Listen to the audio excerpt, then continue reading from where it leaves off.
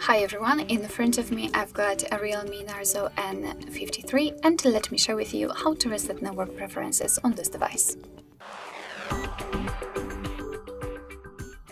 So let's start with opening the settings and then scroll down to the very bottom to find the system. Now we have to tap on reset options, and as you can see at the top we've got the option we're looking for, so let's tap.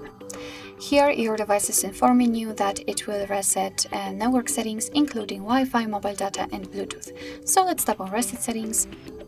Let's confirm it with the pattern pin or password, and here we've got also the information that this operation cannot be undone. So if you're ready, tap on reset settings, and as you can see we've got this information that the network settings have been reset successfully.